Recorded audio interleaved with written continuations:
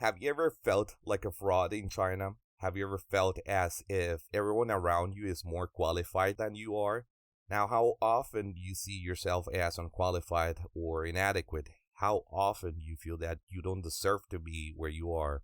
Did you get accepted by a good university and into a good major?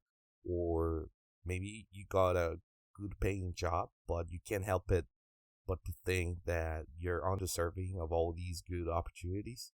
All these questions were the same questions I had back in the day, and these same questions were the ones that almost made me quit my major during my second year in China.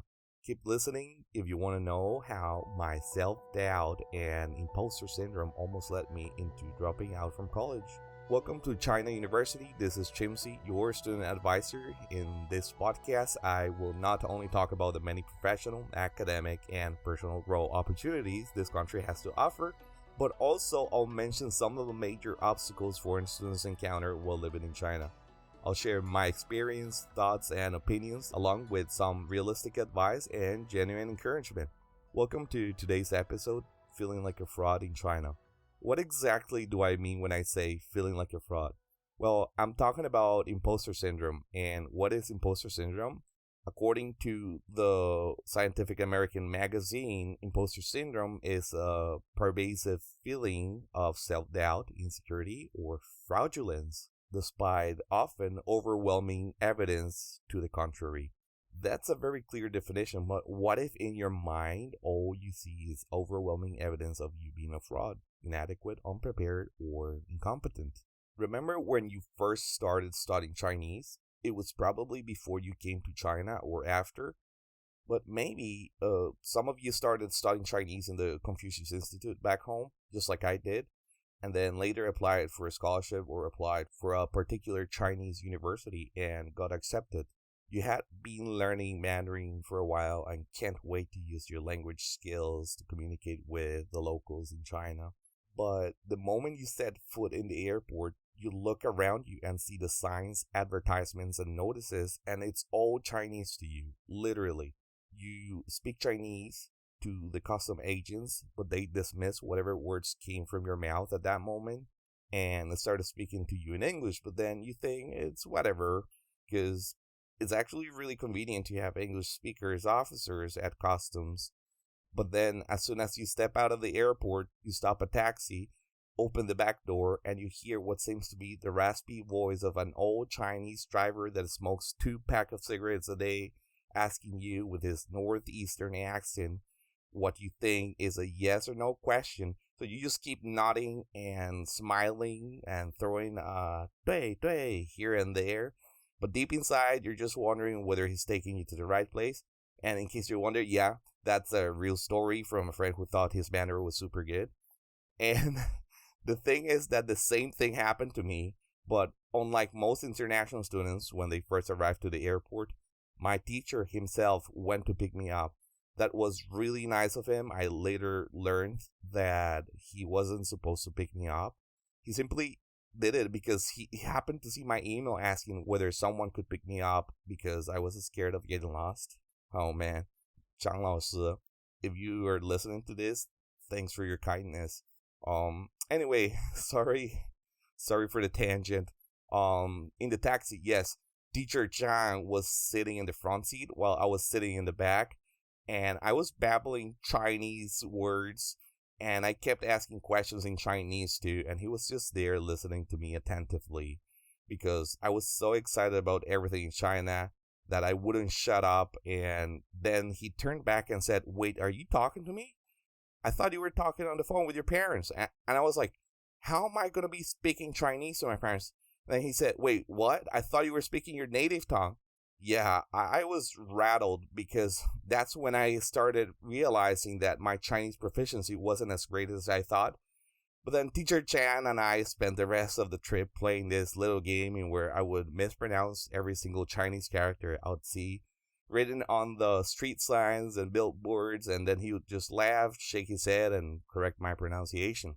Now, the day after, I went to the school's cafeteria, and I have to say that I've never been so intimidated by food. especially because they had all these vegetables that I had no idea existed. And I also felt intimidated because not all the kitchen workers were as patient as you would want them to be. And behind me, there was always a huge line, but I really tried to act normal and point at foods and asking Chinese, what is this? What is that? 这是什么?那是什么? But deep inside, I was telling to myself, man, why are you even asking? Look at the line behind you. Even if they tell you what the food is, it's not like they're gonna be like, oh dear, that over there is an apple, and this one over here is chicken, and this one over here is soup and noodles. On the contrary, they're gonna tell you the equivalent of what it could be the scientific names of Chinese foods like 兰州拉面, 兰州 hand pulled noodles, 辣子鸡丁, or salted diced chicken with hot peppers, and 酸甜咕噜肉, or sour sweet gulu meat. And by the way, what the hell is gulu meat? I guess that's the mouth noises you make when you eat it, or the sound of your stomach grumbling when you think about it. By the way, I'm kidding. Gulu ro is delicious. The actual translation is sweet and sour pork. You gotta Google the recipe. I love it especially because of the taste and texture that pineapple gives to it. But sorry for the ADHD. The self-dialogue that I was having, it was taking a long time for me to figure out what I wanted to eat. And I was not going to start checking Pleca or Google Translate while other people were waiting behind me. They would have probably just taken their chopsticks and stabbed me in the neck. Of course not. Chinese students would never do that. They actually helped me countless times to order food. But if I was feeling shy that day, you know what I would do? I would literally stand and wait for someone to order something that looked nice, and then I would tell the kitchen lady to give me the exact same thing that person had just ordered. Man, those were some tough times. It almost felt as if I had to hunt for food. So, anyway, at this point, you can tell that I overestimated my actual Mandarin level. My Chinese sucked. And I was reminded of that by my failed interactions and misunderstandings with Chinese people. And it was a shocker for me. I wasn't happy about it. It was one of the biggest insecurities, and it would become one of the things that made me feel like a fraud later in college. But before I go to talk about how some other situations can make you feel like a fraud in college, as you may know, all Chinese students have to take an entrance examination known as the Gaokao. Their score will, in many cases, determine which college they will attend, and in some circumstances, it will define their prospects. But if you're a foreigner in China, you don't have to take the entrance examination. You literally just have to present your school grades and apply, and they will either accept you or reject you. But chances are that the university will accept your application, especially if you're applying for the language courses or the undergraduate programs. Now, I have to say that the requirements to get enrolled in master and doctorate programs are higher, but compared to what Chinese students have to go through to get into a good school, foreigners have it relatively easy. And even though some universities have interviews and aptitude tests, these can in no way be compared to the requirements Chinese students have to meet in order to attend a good university. But here's the but. What students don't know is that passing all the classes, writing and defending your thesis, and graduating can be an excruciating experience. This is particularly the case for those foreigners whose courses are taught in Mandarin only. Like I always tell my friends, for international students in China, the real admission notice is their graduation certificate. If a Chinese university accepts you, it doesn't necessarily mean that they think you have what it takes to be in there, but they're simply giving you the benefit of the doubt. Because the reality is that you could actually make it to graduation, and I'm sure that hundreds, if not thousands of foreigners have successfully graduated from Chinese taught programs. But I also know about way too many foreigners who didn't make it past their freshman or sophomore years. I think that in a way I was very lucky because my major was intended for international students. So my teachers were very patient, especially when me or my classmates would have a seizure in class and would forget how to speak Chinese in the middle of a speech or presentation. But my other friends were not so lucky. Most of them chose majors that were intended for Chinese students. Some friends told me that they felt excluded by their teachers and classmates. Some others expressed to me that they couldn't keep up with the pace of the class and felt that with each passing week they would fall behind more and more. I remember how my friend would say that memorizing Chinese words was already difficult enough, but that memorizing and understanding concepts in Mandarin would take matters to another level. My friend would study for hours every day, but would get extremely frustrated when he would fail his exams or pass with a minimum score. His scores were so low that a couple of semesters later, he was put on academic probation. He got demotivated by this and stopped going to class, and as a result, his scholarship was canceled, and later on, he was expelled. And this was the story of dozens of people I met during my undergrad years. At that point, it was a matter of time before me and some friends started feeling undeserving and getting the so-known imposter syndrome. And the thing about imposter syndrome is that it can happen to anybody at any point of their lives. For example, my friend, an astrophysicist who had recently finished his doctorate degree and was offered a postdoctorate degree by two renowned research institutes here in China. He took the job, but a couple of months later, we went out for lunch, and he confessed to me that even though he was getting paid a good amount of money, he wouldn't dare to touch his salary. So he was solely using his savings to survive. I just couldn't believe it. Such a smart guy with such a solid academic background was feeling undeserving of his own salary. He later told me that he was scared of being exposed as unqualified by his boss or his peers, and that they would ask him to return the money he got paid. It took him months for him to be comfortable with the fact that he was finally getting paid what he deserved. I guess that's why some people associate imposter syndrome with fear of success and self-sabotage. If you want to know more about these three topics, I'll leave some links in the descriptions of this episode. During my first year in China, I never put much thought into my imposter feelings. But one day, the unthinkable happened. I rushed to the classroom, opened the door quietly and slowly, peeked through the gap between the door and the wall. I see the teacher's eyes moving towards me in a slow motion. I immediately break eye contact and proceed to bow like a Korean and apologize for being late. And of course, she ignores me, so I just go find my seat. But before my butt touches the chair, I hear some screaming and the beginning of what was going to be a 30-minute rant about how ungrateful we foreign students are and how it's so hard for Chinese to get into a good university and how many of us don't deserve to be where we are and that we don't know the meaning of hard work. Look, I don't know if this is the rough love people often refer to, but if she was trying to motivate us, that was probably the worst way to do it. I can come up with 5 better ways to motivate students right off the top of my head, like games and activities, talking about the consequences of academic failure, but also talking about career prospects, sharing inspirational stories, or giving individual feedback to students.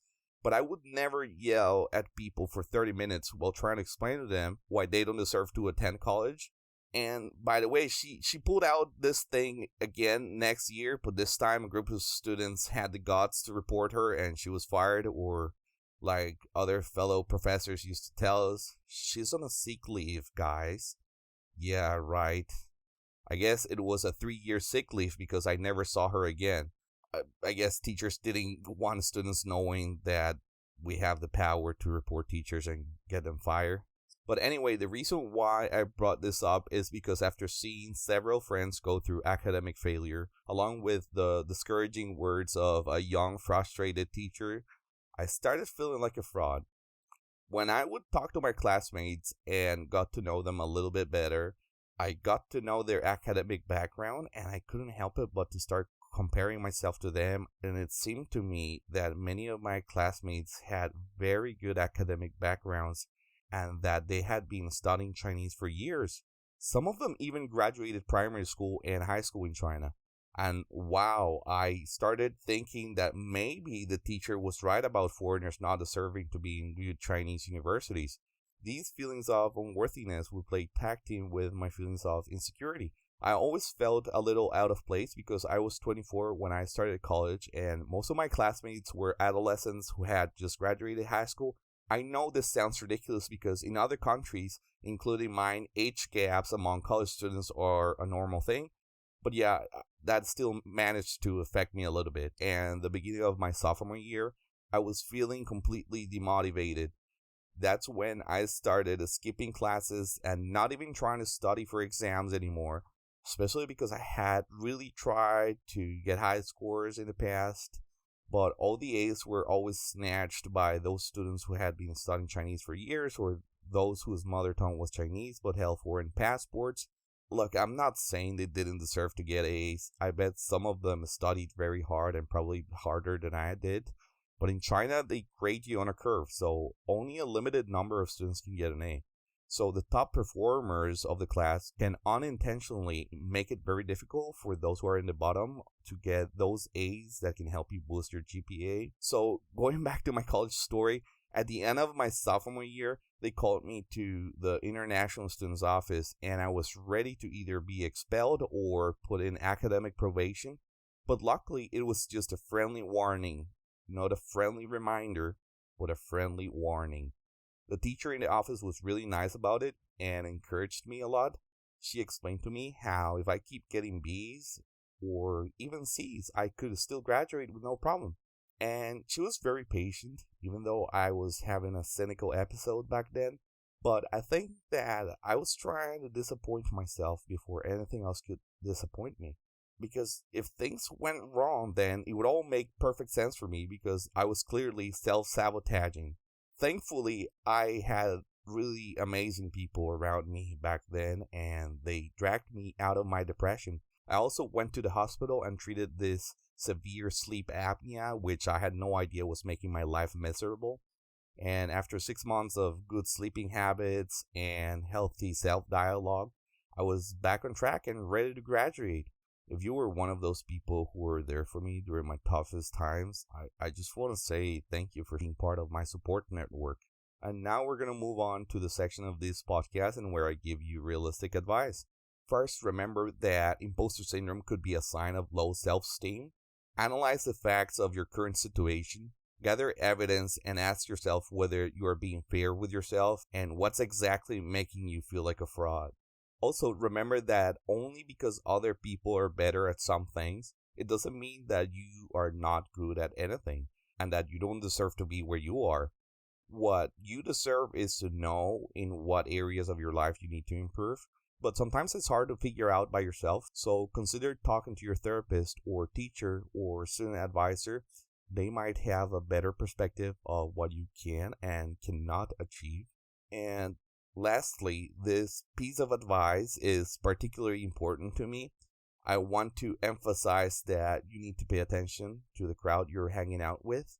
If you're spending too much time with negative and cynical people, sooner or later that negativity is going to catch up with you. I'm not saying that negative people are bad. They're probably suffering and craving for positive changes in their life, but you have better chances of growing if you surround yourself with people who are moderately optimistic and will influence you in a positive way. And now I'm going to start today's genuine encouragement by talking about celebration. Yes. Please celebrate your little victories, praise yourself a bit more often, and don't be afraid to share your abilities and knowledge with others. Please, you gotta believe that just like you might learn something from someone, others can also learn something from you. Whatever you are, believe that you have something to offer and something to receive. Also, treat yourself as a friend. Being more self-compassionate is what helped me make peace with my past failures, and I can assure you that it will help you quit the idea that everything has to be perfect. Alright, I'll finish today's episode with a quote from the American basketball player John Wooden that reads, "Do not let what you cannot do interfere with what you can do. Let me say that again. Do not let what you cannot do interfere with what you can do. All right, that's it for today. Next week, I'll be talking about being judged in China. Because we humans can be really mean when we're trying to figure out other people. And in China, you will meet people with different habits, behaviors, and cultural backgrounds. And it's very hard not to be judged by others, but at the same time, it's really easy to judge others. Before I let you go, I want to remind you that you can now listen to full episodes not only on YouTube, Spotify, and Google Podcasts, and where you can find me as China University Student Advisor. But you can also find me on Facebook and Instagram as China University Podcast and Twitter as China Uni Podcast.